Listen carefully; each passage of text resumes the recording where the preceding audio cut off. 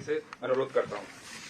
नमस्कार सर, ये चैटबॉट है। जैसा कि हम सभी जानते हैं कि चैटबॉट बेसिकली एक मशीन लर्निंग का टूल है जिसके द्वारा हम कोई भी प्रश्न पूछेंगे तो वो आंसर कर देता है। और इसके पीछे जैसे जनरली कॉल सेंटर्स में हम कॉल करते हैं तो वहां एक ऑपरेटर कॉल अटेंड करता है, वो आंसर करता है। लेकिन यहाँ जैसे ही आप टाइप करेंगे तो चाहे आप हिंदी में करें, चाहे अंग्रेजी में करें, चाहे इंग्लिश में करें, तो परिवार पहचान पत्र से संबंधित समस्त जानकारियां इस चैटबॉट से मिल जाएंगी। और साथ ही साथ कोई भी व्यक्ति या परिवार अपने विभिन्न वेरिफिकेशंस का स्टेटस जानना चाहता है या कोई सर्विस के बारे में जानना चाहता है तो उस तरह की समस्त जानकारी इस चैटबॉट के द्वारा 24 घंटे, चाहे अपने घर पे, चाहे अपने काम करने की जगह या अपने मोबाइल से, कहीं से भी वो प्राप्त कर सकता है। और ये चैटबॉट जो मेरापरिवार.haryana.gov.in पोर्टल है उस पे ये उपलब्ध है। और साथ ही साथ ये हरियाणा में किसी भी विभाग का पहले तरह का चैटबॉट है, पहला कोई विभाग है जो ये चैटबॉट लॉन्च कर रहा है। और हमें विश्वास है कि इससे आम जनता तक परिवार पहचान से संबंधित जितनी भी जानकारियां हैं वो बहुत ही सुगमता से प्राप्त कर सकते हैं। साथ ही साथ अपनी समस्या, कोई शिकायत, कोई भी जिसका समाधान चाहते हैं वो भी इसके द्वारा किया जा सकता है।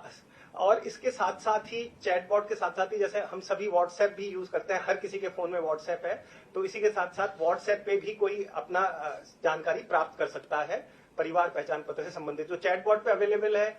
और वही सारी समस्त जानकारियां व्हाट्सएप से भी प्राप्त की जा सकती है अपने क्वेश्चन आंसर्स के फॉर्मेट में। तो अब परिवार पहचान पत्र की संबंधित कोई भी जानकारी कॉल सेंटर के द्वारा प्राप्त की जा सकती है।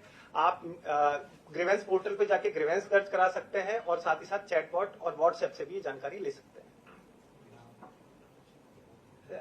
और सॉरी सर, नाम सर उसमें आएगा सर इसलिए। तो और इस चैटबॉट का नाम है ताऊ। तो ताऊ से आप जो भी प्रश्न पूछना चाहते हैं वो पूछ सकते हैं, ये समस्त जानकारी देंगे। मैं हूं ना। अब मैं माननीय मुख्यमंत्री से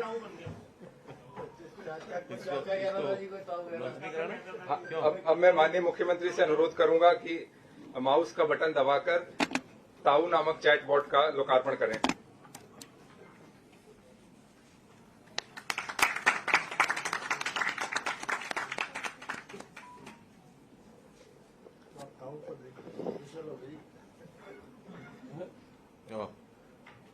तो लठ ठाठा के मारा है। लठ गाड़ रहा है।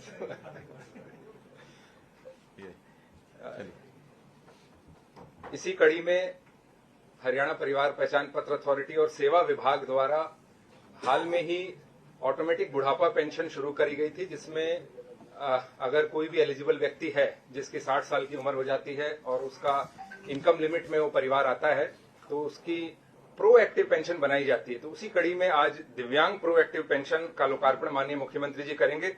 उससे पहले श्री विजेंद्र कुमार जी से मैं अनुरोध करूंगा इसके बारे में एक संक्षिप्त विवरण दें। जैसा कि आप सबको विदित है कि पिछले साल ओल्ड एज पेंशन को प्रोएक्टिव कर दिया गया था।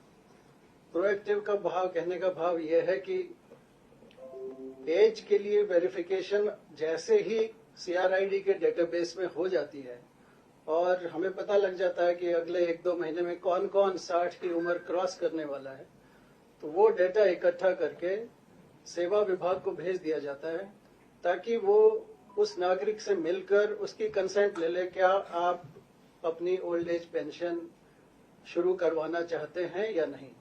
इसी कड़ी में आज एक और बड़ा स्टेप लिया जा रहा है कि दिव्यांग की पेंशन, जो डिसेबिलिटी जिन लोगों को है, उन लोगों की पेंशन भी प्रोएक्टिव मोड में आज से शुरू की जा रही है।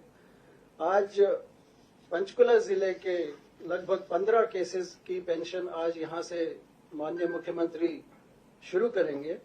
और इसका भी प्रोसीजर वही रहेगा कि जैसे ही डिसेबिलिटी 60% की डिसेबिलिटी की वेरिफिकेशन हो जाती है सीआरआईडी डेटाबेस में, वो डेटा हमारे पास सेवा विभाग के पास पुश किया जाएगा।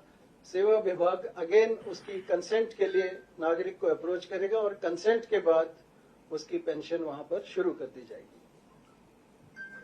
और मैं माननीय मुख्यमंत्री से अनुरोध करूंगा कि माउस का बटन दबाकर इस नए प्रकल्प प्रोएक्टिव दिव्यांग पेंशन का शुभारंभ करें।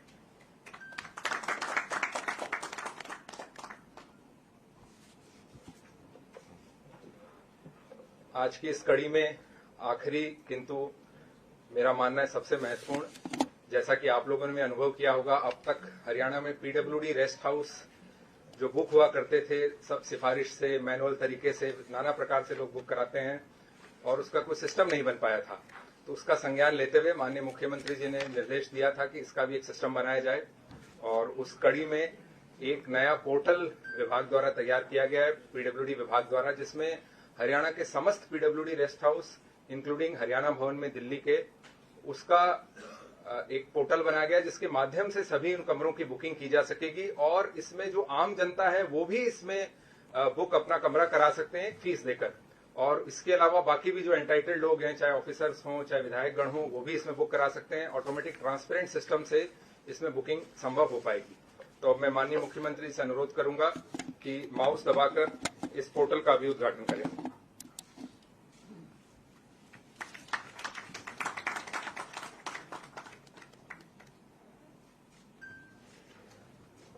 कार्यक्रम को आगे बढ़ाते हुए अब मैं माननीय मुख्यमंत्री जी से उनके उद्बोधन के लिए अनुरोध करता हूं।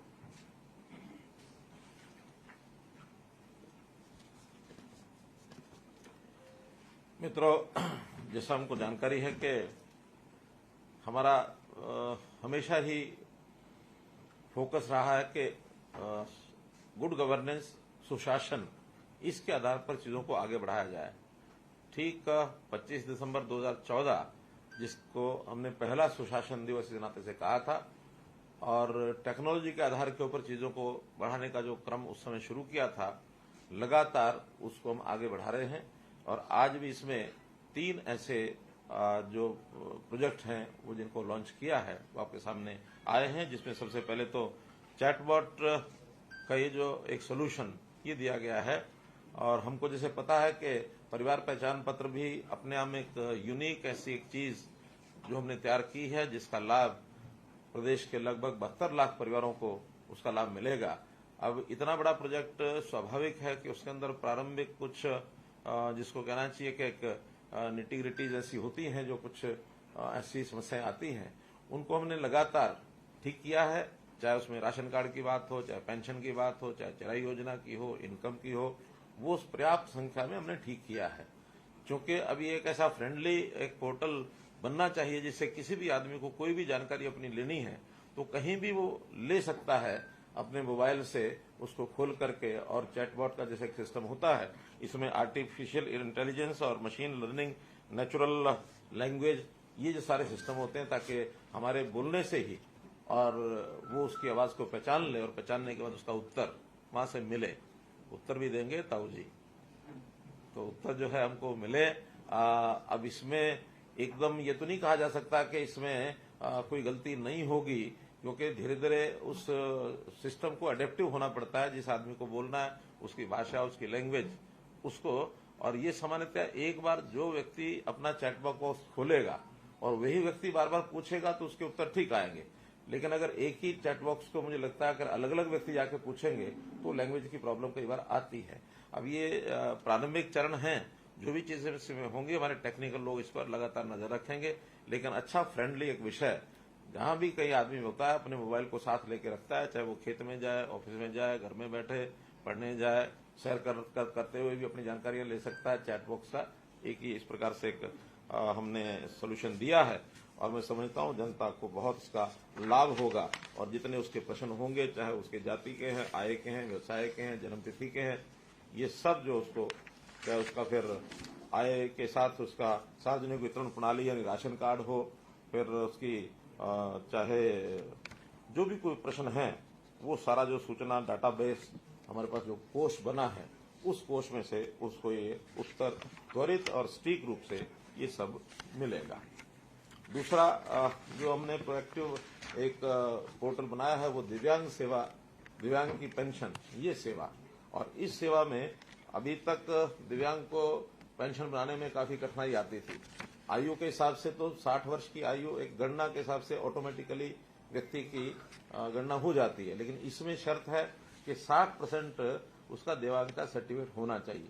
जैसे ही 60% दिव्यांगता का सर्टिफिकेट डॉक्टर से वो प्राप्त करेगा, उसको अपलोड करेगा, अपलोड करते ही प्रोएक्टिवली उसकी पेंशन जो है वो घर बैठे बनेगी, इसमें कहीं किसी प्रकार की कठिनाई नहीं आएगी। और जो तीसरा एक पोर्टल है वो हमारे यानी जो जितने भी रेस्ट हाउसेज हैं, चाहे वो दिल्ली का हरियाणा भवन है, चाहे फिर हमारा गुड़गांव का पीडब्ल्यूडी रेस्ट हाउस है, या पंचकुला का पीडब्ल्यूडी रेस्ट हाउस है, और जितने हरियाणा के लगभग ये 45 के आसपास रेस्ट हाउसेज हैं। इसमें शिमला का बेनमोर भी है, मसूरी का रेस्ट हाउस वो भी इसमें जोड़ा है, मेरे ख्याल प्रदेश के बाहर के तो 2 ही है इसमें। तो उन सबको जोड़ करके और जो भी व्यक्ति बुकिंग करना चाहता है उसमें जिनकी एंटाइटलमेंट है, अधिकारी हैं या राजनीतिक जो लोग हैं, विधायक, सांसद, पूर्व विधायक, पूर्व सांसद, वो सब कर ही सकते हैं, अधिकारी भी कर सकते हैं। इसमें पत्रकारों को भी जिनको उसकी एंटाइटलमेंट होगी वो भी उसमें अपनी बुकिंग हिसाब से कर सकेंगे। बुकिंग प्राइवेट लोग भी कर सकेंगे, लेकिन उसका एक सिस्टम बनाया है कि 15 दिन पहले उसके लिए प्राइवेट बुकिंग के लिए जो कमरे निर्धारित किए गए हैं उतने वो कर सकते हैं। 15 दिन से 7 दिन जब रह जाएंगे तो उन कमरों की संख्या और बढ़ा दी जाएगी। यदि वो आधे कमरे उनके लिए हैं, आधे कमरे जो एंटाइटल्ड लोग हैं उनके लिए। लेकिन एंटाइटल्ड लोग अगर बुकिंग नहीं कर पाते हैं, फिर भी कमरे बचते हैं, तो और कमरे फिर 7 दिन तक उसको 75% कमरे बुकिंग करने का भी एक सिस्टम बनाया है। हरियाणा निवास में, क्योंकि हरियाणा भवन में 20 कमरे ऐसे आखिर तक हम निश्चित करके रखेंगे, क्योंकि वहां सामान्य अधिकारियों को अपनी मीटिंग्स होती हैं, विधायक हैं, मंत्री हैं, उनको जाना होता है। तो 20 कमरे आखिर तक उनके लिए उपलब्ध रहेंगे कि वो जाकर के कर सके। प्राइवेट आदमियों के लिए भी जो चार्जेस हैं वो जो सामान्यतः होटल के चार्जेस है उससे कम रखे हैं। सबसे ज्यादा इसमें दिल्ली के हरियाणा भवन के 2000 रुपया रखा है, गुरुग्राम का 1000 रुपया रखा है, गुरुग्राम का 1500 रुपया है, पंचकुला का 1000 रुपया है, और ऐसे ही बेनमोर और मसूरी उसमें जो वीआईपी सूट भी एक वहां है, तो वीआईपी सूट भी बुकिंग करा सकेंगे। बाकी जगह पर वीआईपी सूट नहीं करा पाएंगे, लेकिन वहां वीआईपी सूट, क्योंकि हमारे में से कोई जाना बहुत किसी का होता भी नहीं है, तो उसको भी कोई कराना चाहता है तो 3000 रुपया पर डे के हिसाब से उसको वीआईपी करा सकते हैं। और सामान्य कमरे जो हैं वो 2000 जैसा दिल्ली का रेट है, वो उनके लिए 2000 रुपया रहेगा। जो एंटाइटल लोग हैं उनके रेट अलग अलग पहले से हैं। वो जिनके एंटाइटलमेंट है उनको नाम मात्र नॉमिनल सा उसका एक पैसा होता है, वो उनको देना पड़ेगा, ताकि वहां के जो सामान्य खर्चे हैं, बिजली का या कोई और छोटे छोटे खर्चे होते हैं, वो व्यक्ति एंटाइटलमेंट होने के बाद भी उनसे वो लिया जा सकता है। और इसकी बुकिंग ऑनलाइन पेमेंट यानी गेटवे आईडीबीआई बैंक के साथ उसको जोड़ा गया है, ताकि वो पेमेंट उसी समय बुक कराते समय वो करवा सकते हैं। रिफंड भी लेना हो तो 24 घंटे पहले, बुकिंग का जो दिन है उससे 24 घंटे पहले करवाना चाहें तो 20% की राशि कटवा करके वो पैसा वापस मिलेगा। लेकिन अगर केवल विदिन 24 घंटे आखिर में, उसमें कोई राशि रिफंड नहीं होगी। तो इस प्रकार के ये कुल मिलाकर एक फैसिलिटी दी गई है और प्रारंभ किया है। हो सकता है कि हमें महीना 2 महीने बाद इसमें से कुछ कठिनाइयां ध्यान में आएंगी, तो फिर हम सभी जो जनप्रतिनिधि अथवा अधिकारी बैठ करके विचार करेंगे, कुछ चेंजेस करनी होगी तो उस चेंजेस को भी हम कर सकेंगे। ये भी एक विषय आपके ध्यान में इसको लाना था। तो मोटे रूप से आज जो ये 3 पोर्टल बनाए गए हैं, जो लॉन्च किए गए हैं, इन तीनों का एक लाभ अपने को मिलेगा। परिवार पहचान पत्र की जो बात है उसमें निश्चित रूप से एक बात यहाँ जरूर जोड़ना चाहूंगा कि हमने इसको परिवार पहचान पत्र कहा तो हमारे विपक्ष के मित्रों ने कहा कि ये परिवार परेशान पत्र है। वास्तव में ये उनके लिए तो परेशान पत्र इसलिए है कि अब उनके परिवार के पास काम ही नहीं बचा है कोई, क्योंकि काम तो सब ऑनलाइन होने लग गए, पोर्टल पर होने लग गए, तो परेशान है कि अब काम करें क्या। जितने काम हमने कर दिए हैं पिछले 8-9 साल के अंदर, अब समस्या ये है कि उनको उसका कोई सूझता नहीं है कि जनता को इतने लाभ मिल रहे हैं, तो हम जनता को किस तरीके से कोशिश करते हैं, तरह तरह से कुछ न कुछ बहकाना, भड़काना और उनको उकसाना, ये सब करते हैं, लेकिन वो इससे परेशान बहुत हैं। हम जहां तक कहते हैं कि ये एक ऐसा सिस्टम है जिससे सुनिश्चितता हो गई है आम नागरिक को, खास करके गरीब नागरिक को। तो हम इसका नाम अगर दूसरा नाम देते हैं तो वो है protection of poor people, permanent protection of poor people. तो ये है परिवार पहचान पत्र का असली अगर अर्थ लेना चाहेंगे तो हमको ये बताएंगे। तो इसलिए ये परेशानियां उनको आती हैं, पोर्टल से बहुत परेशानियां हैं। वो हर बार कहते हैं कि हर चीज पोर्टल, और पोर्टल की स्थिति ये है कि उनको अगर पूछा जाए कि कोई एक पोर्टल आपने जनता हित में कभी खोला है क्या, तो मैं देख रहा था कि ग्राम दर्शन पोर्टल जिसकी जो एक्सेस है हमने सभी विधायकों को दी है, तो किसी विधायक ने 50 बार, किसी ने 60 बार, किसी ने 100 बार ऐसे खोले हुए हैं। और हमारे नेता प्रतिपक्ष भूपेंद्र सिंह हुड्डा ने उस पोर्टल को पिछले 3 साल में मात्र 2 बार खोला है। तो जो अपनी जनता की डिमांड्स को उसमें रिकमेंड करने के लिए इतने लापरवाह हैं, तो उनको पोर्टल से तो परेशानी होनी ही होनी है। इसलिए इस पोर्टल के माध्यम से जनता तक सीधे कैसे पहुंचे हैं, चाहे वो ग्राम दर्शन है, चाहे वो नगर दर्शन है, चाहे वो सीएम विंडो है, और अब हमने एक जन संवाद पोर्टल और जो बनाया है, कुछ दिन पहले उसको लॉन्च किया था, कि जो जनता से आई हुई जितनी भी डिमांड्स हैं, शिकायतें हैं, उन सबको डिप्टी कमिश्नर लेवल पर अथवा मंत्रियों के, मुख्यमंत्री के ऑफिस से अथवा अधिकारियों के ऑफिस से उसमें अपलोड करेंगे। अपलोड करने के बाद मार्क हो जाएगा संबंधित विभाग और उस अधिकारी को, और उस संबंधित अधिकारी और विभाग के जाने के बाद उसका जो निदान है वो उन्हीं को करना है। एक सेटअप सारे अपने सिस्टम में हर एक विभाग को ये बनाना होगा कि वहां हर चीज का, हर ऑफिस में नोडल अधिकारी इन सब पोर्टल्स को अध्ययन करने के लिए, खोलने के लिए और उसको फिर काम करने के लिए, क्योंकि उसकी एजिंग, उसकी जो काम न करने की जो आदत है, ये जो फाइल चलती रहती है, महीनों में लटकती रहती है, अब इसमें एनालिसिस हो जाएगा कि कौन सा काम कब उनको मिला और उसके ऊपर उन्होंने कब क्या किया। आखिर एक निश्चित समय में उसके ऊपर काम नहीं करते हैं तो they will take to task. आखिर अधिकारी और कर्मचारी, किसी की मजबूरी हो तो बताएगा मेरी ये मजबूरी है, मैं इस पर काम नहीं कर सकता, तो उसका रिप्लेसमेंट भी होगा।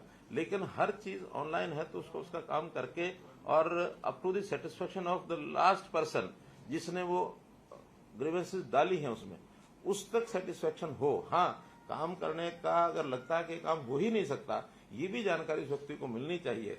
कई बार कोर्ट केस होते हैं, कई बार विवाद कोई ऐसा होता है कि जिसके अंदर उसका अधिकार बनता ही नहीं है, तो ये जो सारी प्रक्रिया में से एक फाइनल उत्तर उसको मिलना चाहिए।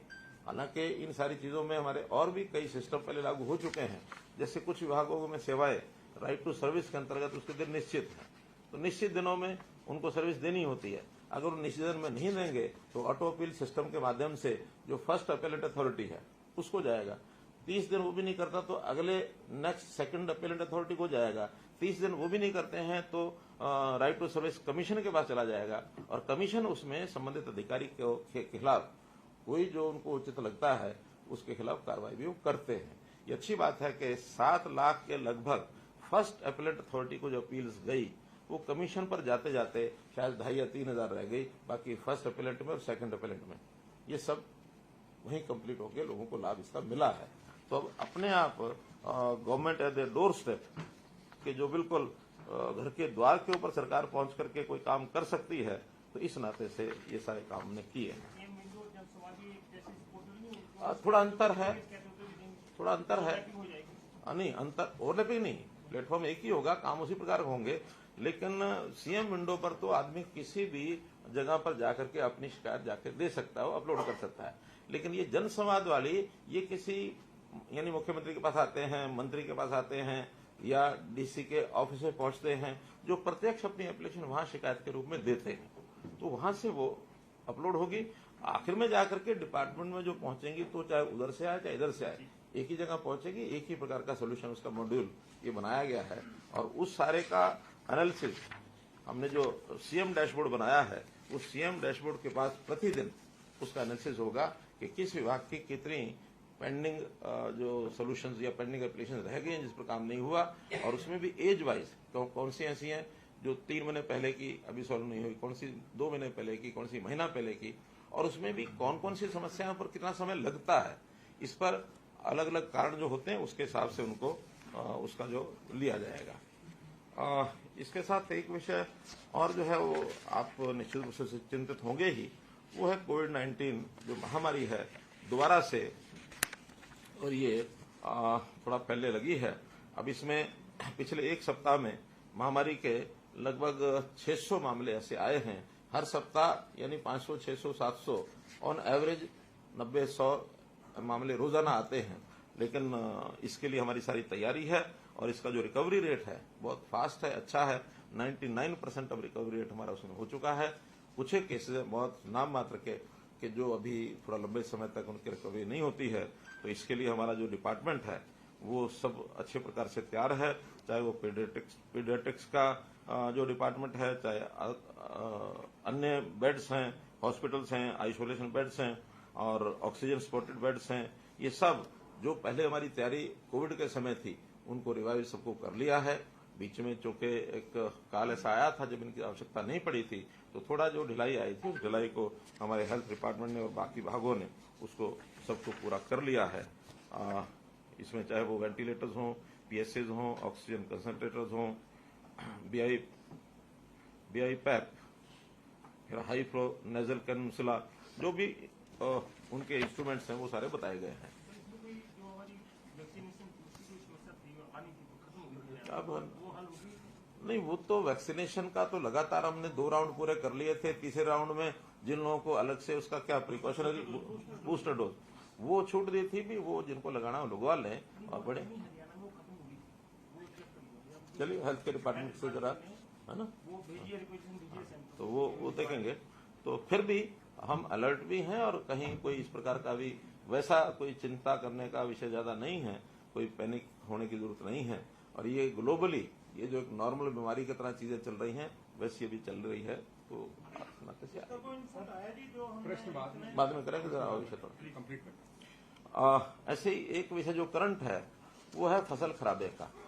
अब चूंकि ये कोई पूर्व में इसकी जानकारी भी नहीं होती और ये कोई किसी व्यक्ति के हाथ में भी नहीं है, एक नेचुरल एक जिस प्रकार का संकट आता है, कब वर्षा आ जाए, कब इसमें कोई मौसम खराब हो जाए। और इस बार तो मौसम का इस प्रकार की स्थिति बनी रही कि फसल पकने के बाद कटाई शुरू हो गई फसल की, और मार्च के बाद फिर अप्रैल में अभी 2 दिन भी पिछले वर्षा के निकले हैं। कई बार तो फसल निकली हुई होती है, मंडी में पहुंची हुई होती है, उसकी भी सुरक्षा करनी पड़ती है। फिर भी किसान का जो नुकसान है उस नुकसान में उसकी सहायता के लिए सरकार हमेशा तैयार है। हालांकि ये बात भी ठीक है कि अब प्रधानमंत्री फसल बीमा योजना में बहुत से किसानों ने अपना बीमा कराया है और धीरे धीरे ये ट्रेंड बढ़ रहा है। अब लोगों को पता लगता है कि वहां बीमा कराएंगे तो आसानी से वो सारी चीजें, उसका सर्वे भी हो जाता है, उसका नुकसान भी समय पर तय हो जाता है। कहीं कठिनाई आती है तो फिर सरकार इंटरवीन करना होता है, वो करते हैं।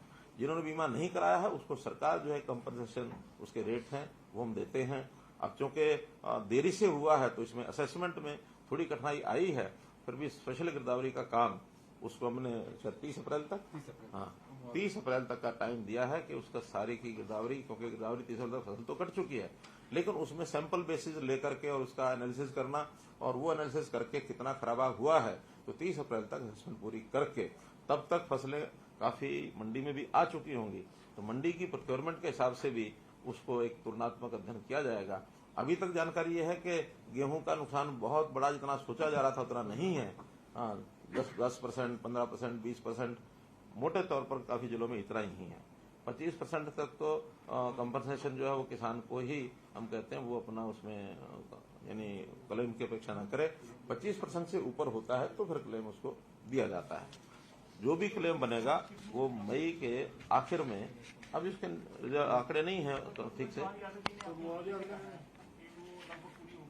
नहीं हो करा। गिरदावरी के आखिरी 2-3 दिन है, उसका कई बार क्या होता है डीसीज और एसडीएम्स को 5%, 10% शायद कुछ मात्रा है वो दी जाती है। तो भी कोई आंकड़े हो तो बता दें आप। सर 17 लाख एकड़ जो दर्ज हुई थी खराबे की, उसमें से 15 लाख एकड़ की जो वेरिफिकेशन हो चुकी है, सिर्फ 2 लाख एकड़ की रह गई। हाँ, तो बस हो जाएगी 30 तारीख को सब। मई में मुआवजा, मई में जो मुआवजा होगा वो जितना जिसको बनेगा उस हिसाब से दे दिया जाएगा। मंडियों को कुछ आया सर, कितनी आई है? हाँ, मंडी में 41 लाख मीट्रिक टन गेहूं ये अभी तक जो है आ चुकी है, जिसमें से 32.5 लाख मीट्रिक टन ये सरकारी एजेंसियों ने खरीद कर ली है।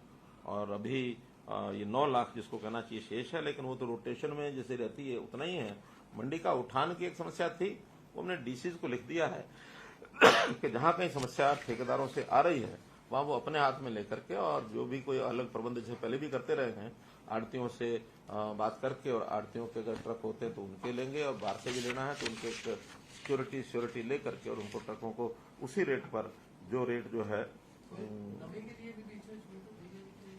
देखिए वो रिलैक्सेशन, क्योंकि सेंटर ने उसमें एक कट लगाया था, लेकिन हमने घोषणा कर दी थी उसी समय कि जो भी पैसा है नमी की छूट नहीं है, उसमें केवल उसका लस्टर लॉस और उसका जो दाना जो है बारीक दाना कटा हुआ, क्या बोलते हैं उसको, ब्रोकर और शेवल्ड जो दाना होता है उसका जो परसेंटेज है उसमें जो पैसा अगर उनका कटेगा तो स्टेट गवर्नमेंट जो उसको कंपनसेट करेगी, किसान से वो नहीं लिया जाएगा।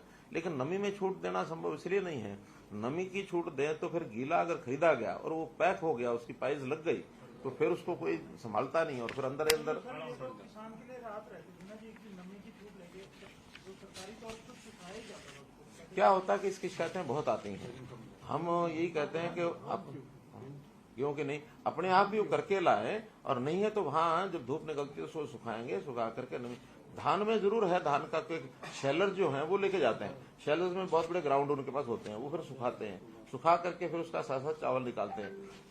धान जो है इतने लंबे समय तक स्टॉकिंग भी नहीं होती, ये स्टॉकिंग जो है गेहूं की होती है, कभी कभी तो 2-2 साल 3-3 साल नहीं उठ पाता है। हालांकि अभी जो लस्टर लॉस वाला या ब्रोकन श्रिवल्ड ये है, ये प्रायोरिटी पर पहले यानी लिफो सिस्टम से उठाया जाएगा, बाकी नॉर्मली फिफो सिस्टम से उठाते हैं, फर्स्ट इन फर्स्ट आउट। ये LIFO last in first out, ताकि दाना बाद में ज्यादा खराब ना हो, तो अब लास्ट वाला ही सबसे पहले उठाया जाएगा, तो इसलिए उसका ध्यान रखा जाता है।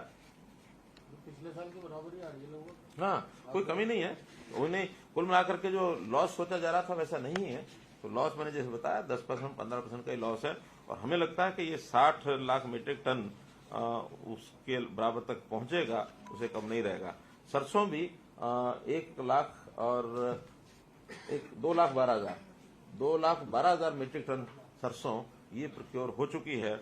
इसमें प्राइवेट एजेंसियों ने भी कुछ खरीदी है, फेड ने भी खरीदी है, क्योंकि जब रेट जो है एमएसपी से ऊपर बिकती है तो प्राइवेट लोग भी इसमें खरीदते हैं। हालांकि इस बार अपेक्षा तो ज्यादा थी कि बहुत ज्यादा प्राइवेट में ही जाएगी सरकार को, जैसे पिछले साल नहीं मिल पाई, लेकिन वर्षा के कारण से, कुछ खराब होने के कारण से, तो प्रायोरिटी जो है वो किसानों की जब ज्यादा बिकती है तो जाएगी, और कम बिकती है वो भी ठीक जो किस्म की है, जो पैरामीटर सरकार के हैं उस नाते से फिर सरकार खरीदती है। एफएड के नाते अगर बहुत कहीं खराब है वो कम रेट पर जाती है, तो वो भी प्राइवेट में ही।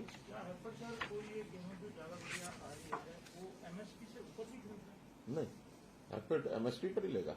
नहीं, वो भगत जी का बयान था, कहीं गए तो बहुत बढ़िया होगी तो एमएसपी से ऊपर अभी तक, हाँ, अभी तक ऐसा नहीं है कहीं उन्होंने उत्साह में उन्होंने कहा हो या किसी और ने लगा दिया हो।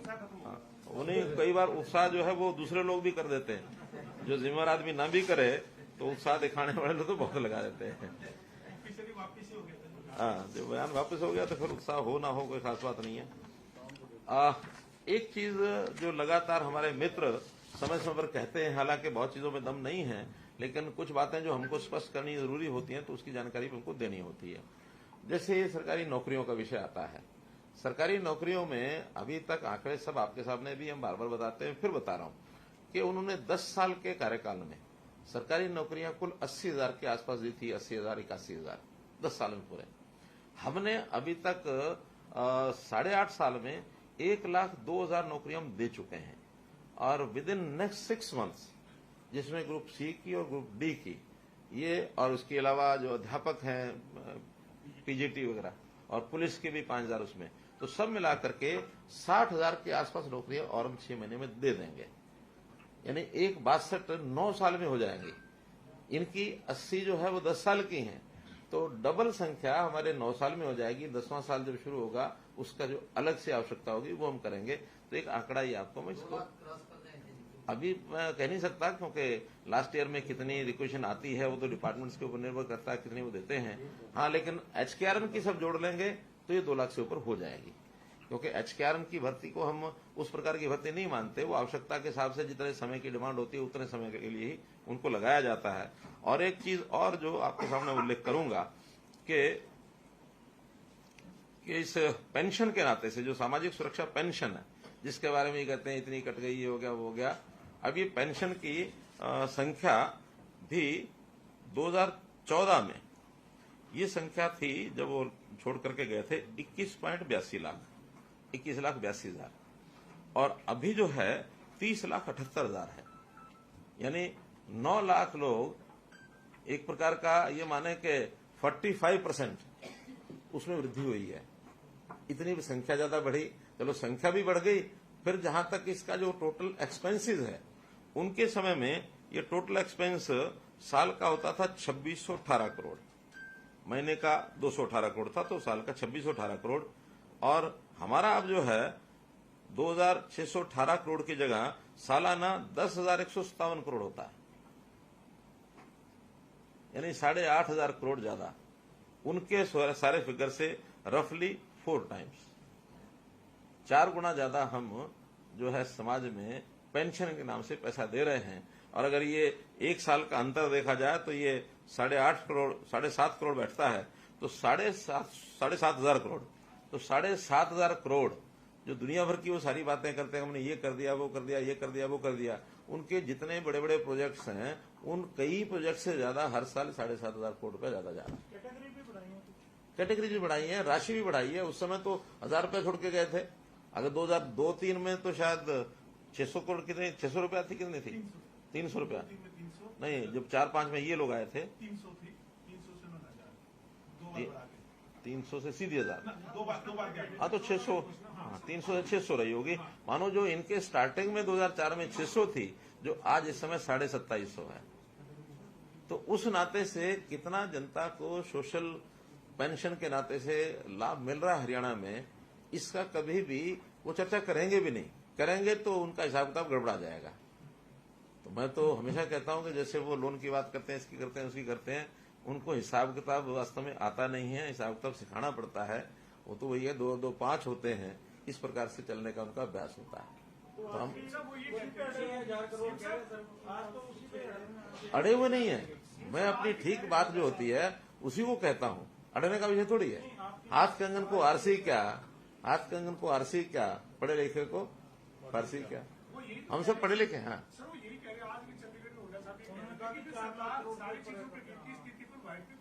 क्यों व्हाइट पेपर लाएं? व्हाइट पेपर तो तब लाया जाता है जब कोई हमें लगता हो कि इसमें कोई गड़बड़ है, कोई और बात है।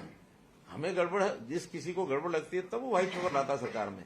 हमारे पास हम उनके समय हम व्हाइट पेपर लाए थे 2015 में, उसको आप पढ़ के देखेंगे तो उनके जो सारे क्लेम थे उसमें कितने विपरीत बातें निकली थी, आज भी लिखित है, आज भी वो रिकॉर्ड पर है। आप रिकॉर्ड पर लाएंगे तो व्हाइट पेपर तब लाया जाता है जब किसी की बात को लगता हो कि उसकी गलत सिद्ध करनी, हमारी गलत है ही नहीं है, तो हमको अपनी बात को गलत सिद्ध करने का कोई कारण भी नहीं है। जो हम कहते हैं वही है, यही हमारा व्हाइट पेपर है।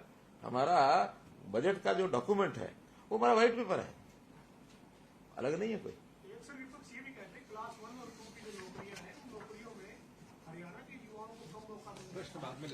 देखिए कुल मिलाकर के चलिए, एक तो ये विषय था। दूसरा 2 विषय और जो आपको बताने हैं मुझे, उनको एक तकलीफ और भी है। असल में एक तकलीफ उनकी ये है कि कभी किसी मुख्यमंत्री के कार्यकाल से वो इतने विचलित इसलिए नहीं हुए, किसी मुख्यमंत्री ने इतने लंबे समय तक उनको बाहर नहीं रखा, और ये रिकॉर्ड हाईएस्ट है। अगर आज देखा जाए तो 3,3100 दिन लगभग हो गए हैं, तो 3,000 या 3100 दिन तक किसी एक मुख्यमंत्री ने कांग्रेस को बाहर नहीं रखा, 66 से लेकर आज तक। वो भी अगर कोई एक समय है, मैं तो बता रहा हूँ, रिकॉर्ड ही है कि कभी उनको बाहर रखने वाला ऐसा मुख्यमंत्री मिला ही नहीं है। सब कोई 200 दिन बाहर रख पाया उनको, कोई 600 दिन को मैक्सिमम बंसीलाल जी ने एक बार रखा था 4 साल 4.5 साल, फिर चौटाला जी ने 5 साल जो रखा। तो एक मुख्यमंत्री से वो इतना कभी भी परेशान नहीं हुए जितनी उनकी परेशानी अब बढ़ी है। आज कम से कम उस सारे मामले में हम हाईएस्ट हो गए हैं, और आज कम से कम हाईएस्ट हैं। आगे का टारगेट नहीं रखना, जनता की सेवा करते करते, और जितना समय जनता की सेवा करेंगे वो अपने आप ही टारगेट बनेगा, उसमें कोई समस्या नहीं है। नहीं ऐसा भी बनाना ना, आगे भी कोई और ना तोड़ सके कोई। एक विषय मैंने आपके सामने रखना है कि अभी मेरा जो टूर प्रोग्राम चला है, जिसके अंदर खास करके हर जिले में मैं 3-3 दिन के लिए जा रहा हूं, 2, 3, 4 यानी अप्रैल, ये मैं भिवानी जिले में गया था, तो उसमें 3 विधानसभाओं के 15-16 गांव मैंने कवर किए थे। वैसे ही अब पलवल जिले में ये तारीखें भी शायद 11, 12, 13, 14 कहती हैं, हाँ 12, 13, 14, तो 3 दिन ये भी मैंने किया। बहुत ही अच्छे सफल कार्यक्रम मैं कह सकता हूं, क्योंकि मेरा उसमें दोनों पर्पज थे। एक तो हम यहां बैठ करके लगातार कोविड के दिनों में भी हमारी सारी फोकस रहा कि जनता को क्या करना, कैसे करना। अब उसके बाद लगातार हमारी सरकार सारी उसकी डिलीवरी सिस्टम को जरा मजबूत करने के लिए लगी रही, लेकिन अंत में नीचे डिलीवरी कितनी पहुंची कितनी नहीं, क्योंकि आखिर राजीव गांधी जी की उस बात को तो हमें सत्य करना ही पड़ेगा जिसमें उन्होंने कहा कि हम 1 रुपया भेजते हैं और नीचे जाते जाते 15 पैसे रह जाते हैं। तो हमें भी देखना पड़ता है कि ऊपर से हम जो भेज रहे हैं नीचे पहुंच रहा है कि नहीं पहुंच रहा है।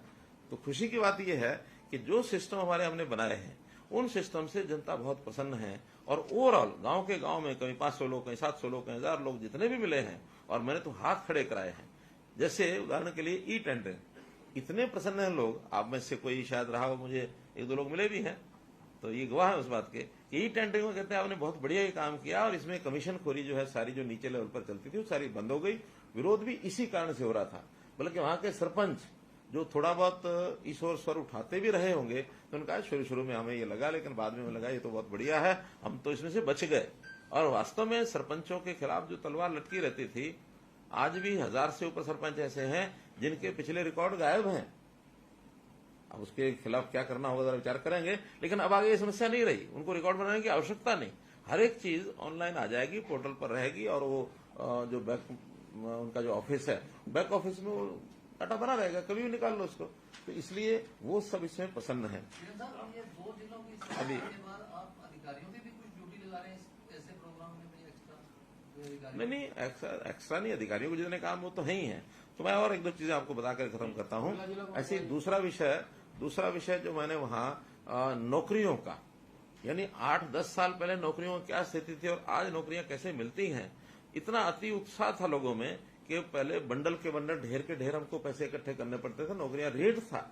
एक व्यक्ति ने तो ये कहा कि आपकी सरकार के कारण से मेरा 25 लाख बच गया। मैं समझा नहीं कैसे बच गया 25 लाख।